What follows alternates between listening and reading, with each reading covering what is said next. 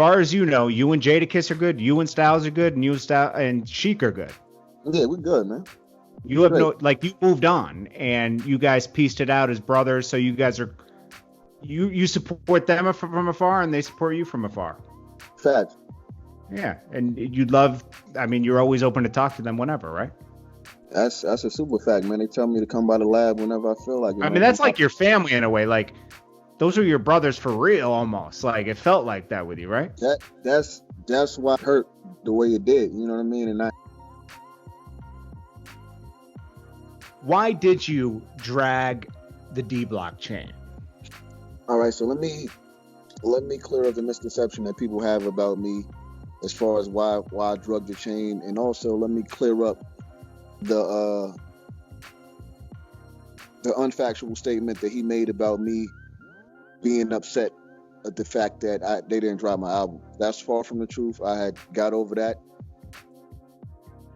a while, even before anything was taking place. You know what I mean? Like, that wasn't even why I was mad. I was more so upset at the fact that they wouldn't let me out of my contract. They wouldn't let me out of my contract. They wouldn't let me out of my contract. You know what I mean? Like, that was what the whole lashing out was about. That was why I drug the chain and all that type of shit. Were you trying to hurt them by dragging the chain? Like you felt you were hurt? At the time, I felt that way. I'm like, you know what? Man, listen, I have to do, like, at that time I was reading The Art of War. You know what I mean? Okay. And it said when you go at your enemy, crush your enemy totally. You know what I mean? So I was taking different label meetings.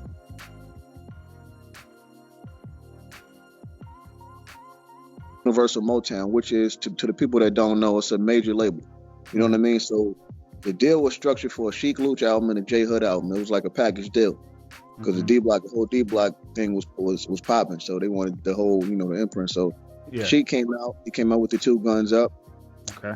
He wasn't initially feeling the way that things were going and the way that they, it was handling this project. So somehow he got up out that situation and he worked out a situation with Koch, which is an independent label.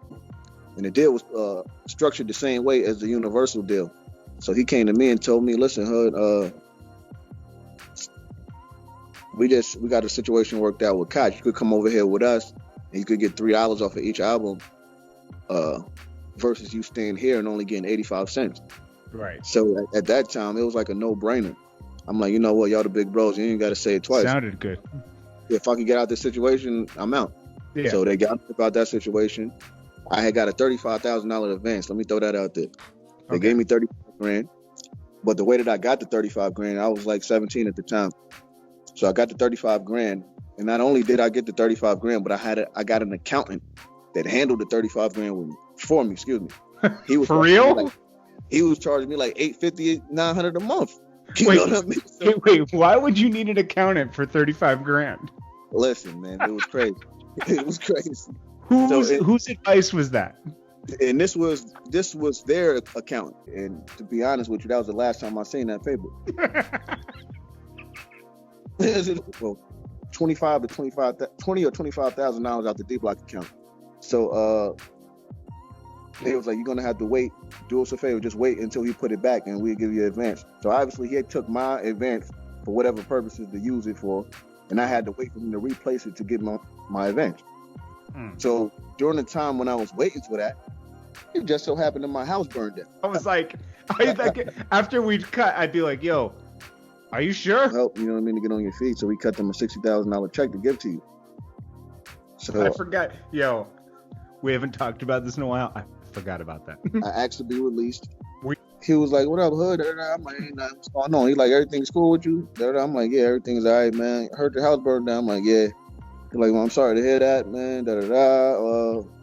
Listen, man, I really just hope that, what we was able to give you, helped out a bit. And, I'm like, what you mean? He's like, the guys came down here and told us that your house burned down and you needed a little help, you know what I mean, to get on your feet. So we cut them a $60,000 check to give to you. So just to catch you guys up.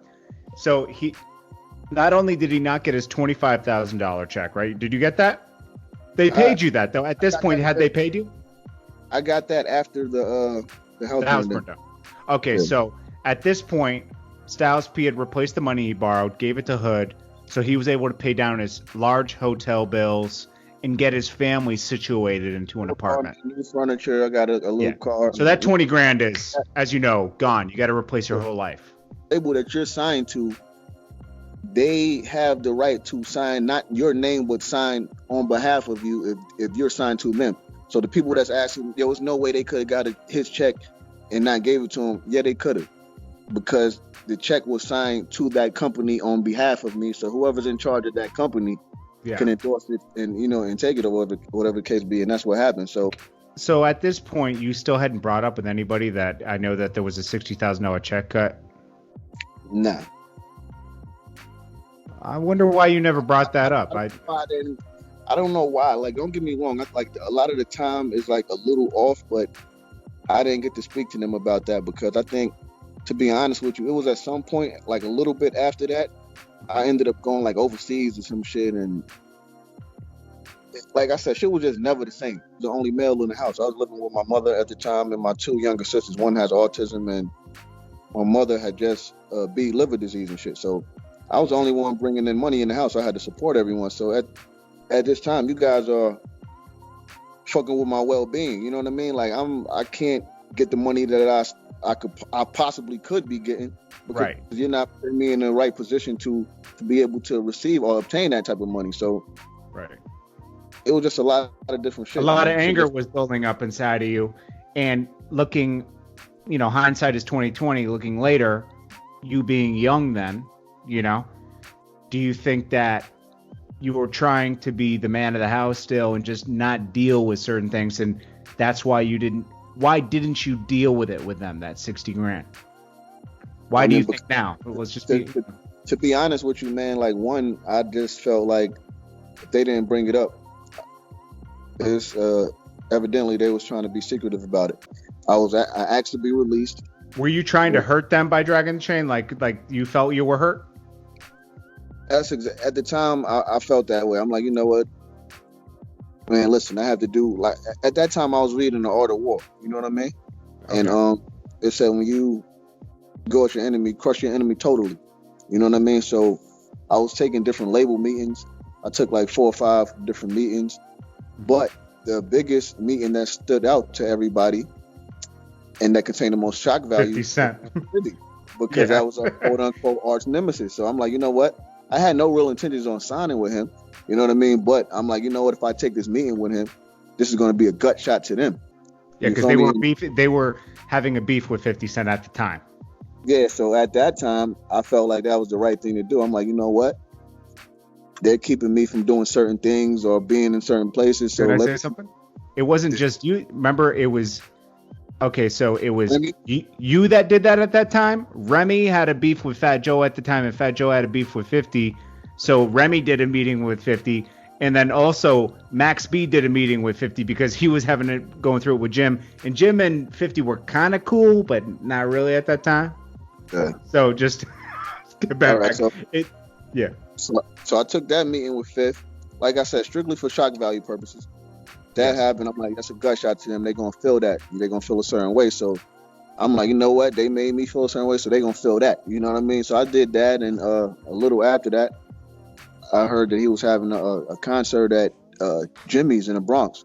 Mm-hmm. And I was hanging out at the Bronx real frequently. So I'm like, you know what?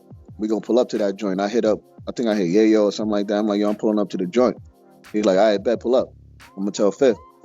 So during the time when I dragged the chain, I was on my way to the concert. And initially, I didn't even intend on dragging the chain. It was a rumor going around that Sheik had took that chain. So that's why I pulled it out on video and was like, this chain? Somebody was like, hey, we heard Sheik took that chain. I'm like, this chain right here? I showed it. Mm-hmm. And everything was just more so on impulse, man. My man was like, man, we walk that joint. As soon as he said that, I just started walking it. You know what I mean? I didn't even think twice about it. Did you buy this chain? You bought this chain with your own money? Definitely. I had to save up. I bought it to make the company look good. You know what I mean? Like I said, because I was a team player. So like I said, I didn't think about what I was doing. I drugged the chain. And to be quite honest with you, and this is me being that footage was never even supposed to be released. I told homeboy that was taping this shit, I'm like, yo, listen, don't even put that out. That footage was never even supposed to be released. I told homeboy that was taping this shit, I'm like, yo, listen, don't Don't even put that out until I give you the green light. Like, you know what I mean? Yeah. Next thing I know, the video hit the internet and it's going crazy. You know what I mean? And he gives me, I call him up. I'm like, yo, what's going on, my nigga? Why you dropped that? He like, yo, I ain't even put it out, man. My cousin put it out. I'm like, does this guy still do DVDs? Nah, but or I'm he like, still does anything? I don't know what he does. He be running around in the streets. And that right there is like saying my dog ate my homework or some shit. Yo, like, that was a thirsty move. Did he put his tag on it? Facts. So, okay, so mind you guys, he brought it home, edited it, even when Hood said that, and somehow it got on the internet. I'm not trying to justify it or nothing like that, but it really wasn't supposed to come out. But when it did, it's like you can't turn back now. It's lit. You know what I mean? So you gotta go. You know what I mean? So that came out, and then I started doing the disc videos, the gun video with me with mad people with hammers in the back. It was a lot of stupid. Those were funny. Yeah, it was funny, but I shouldn't have did the shit. That's now why it was funny. Yeah, looking back at it, all that shit was corny. The shit was like, yo, I'm gonna tell you guys, and at this time, I'm in the middle of this beef because I'm still friends with him and I'm friends with them. So I'm at D-Block Studio, then I might go see him, and I'm just in the middle, awkward. And I remember I was in the car with Sheik one day, and he's like, and he just pulled up at J Hood's house, and he was like, sometimes I just come over here and just have my breakfast and be like, yo, Hood. That man was lying. Like, and I was like, this is uncomfortable, man. That man was lying. So this beef wasn't real because at any time he could have gone to D-Block Studio or they could have gone to his crib. Yeah. That never happened. Yeah, facts. So it was really a brotherly problem. Yeah, man. He came to my crib and came to my block on a dead day when nobody was there, when my mother wasn't even at home. But it was hilarious. But Hood, it was hilarious. Yeah, I bet. I was amused. I tried to tell him, I don't know if you should do this, bro, but he was adamant in doing it. And I was like, these guys are like real brothers. Like they really are just taking pot shots at each other. Like, like, man, like it was just shit going on. I don't know. Like all that shit was uncalled for. And I can just look at it now and just laugh and be like, yo, I did some wild. That shit was crazy.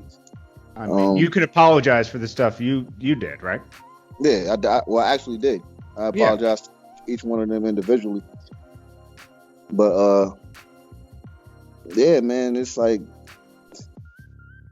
But we're still wondering, where is that $60,000? I have no clue. I mean, I'm pretty sure it's long gone now, but no, I know. You know, Super Mario is like,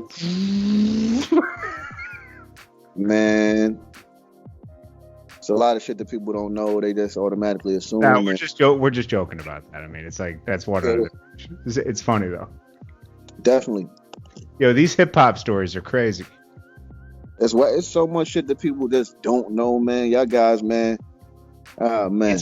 It's complicated being any artist coming up in this. Like, there's so many things that happen. That things happen to them. They were signed to Puff, wearing shiny suits. Then they were on Rough Riders. Like, they have crazy stories. Don't get it fucked up either, though. We have more good times than we have bad times, but it just so happened that the bad times overshadowed the good times because people have a tendency of gravitating towards negativity. And they were documented. Back when they had their problems, there weren't that many cameras. Right. Things weren't documented. Check it out, though, JT. What's up? To keep it real, I was one of the first artists of the new millennium to do some crazy shit and go viral on the net like that.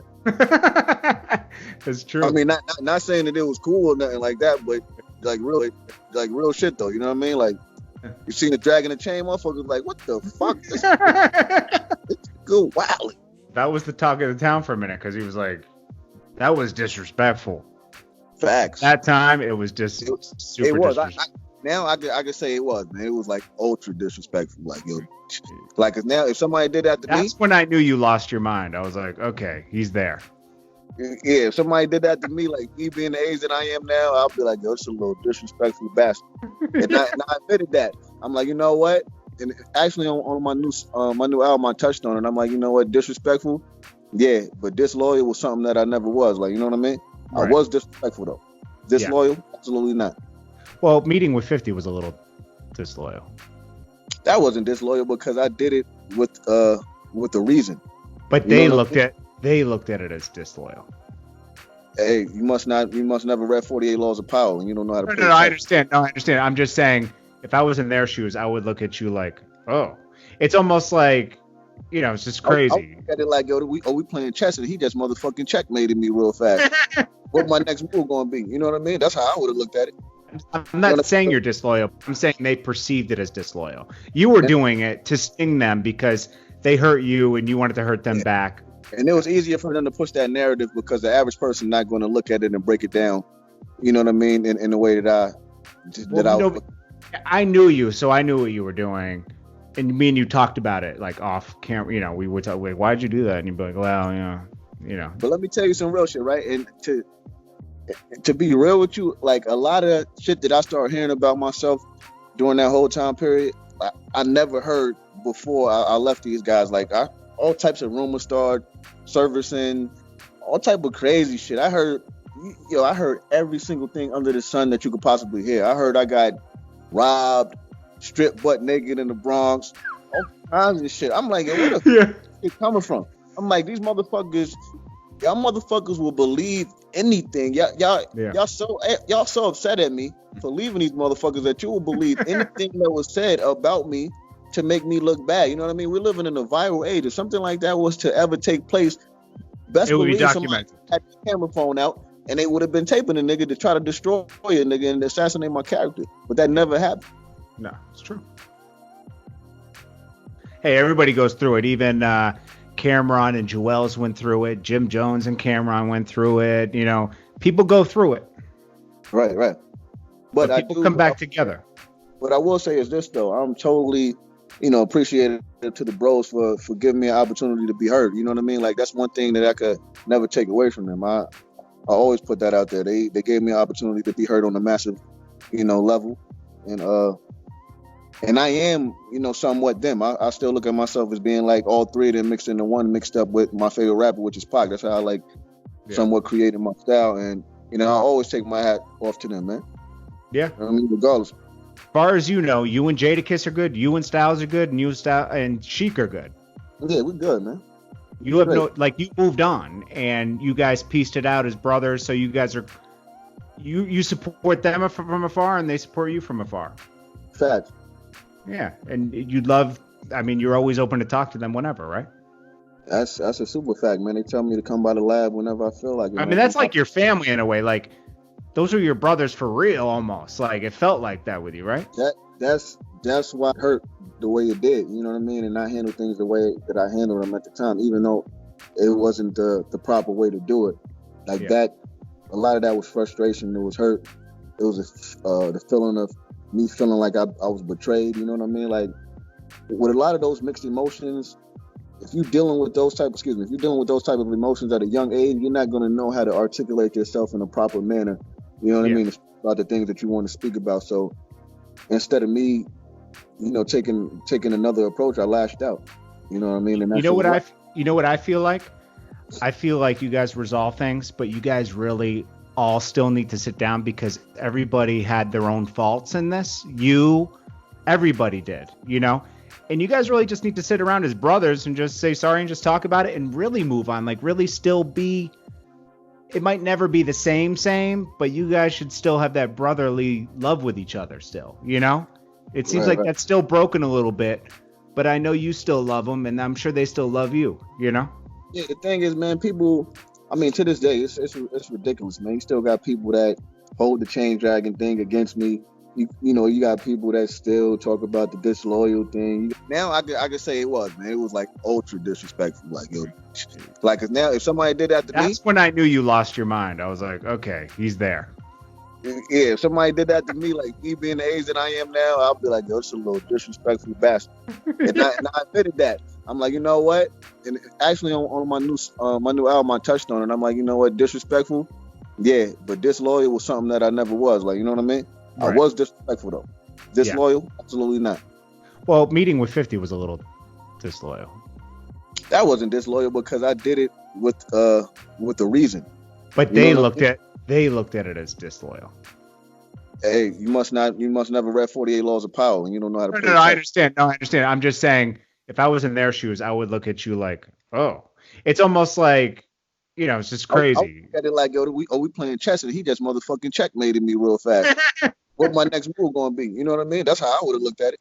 I'm You not saying you're disloyal. I'm saying they perceived it as disloyal. You were doing it to sting them because they hurt you and you wanted to hurt them back. And it was easier for them to push that narrative because the average person not going to look at it and break it down. You know what I mean? In the way Well, I knew you, so I knew what you were doing. And me and you talked about it like off camera. We would talk, like, why'd you do that? And you'd be like, well, But let me tell you some real shit, right? And to be real with you, like a lot of shit that I started hearing about myself during that whole time period, I never heard before I left these guys. Like all types of rumors started surfacing, all type of crazy shit. I heard, I heard every single thing under the sun that you could possibly hear. I heard I got robbed, stripped butt naked in the Bronx, all kinds of shit. I'm like, yo,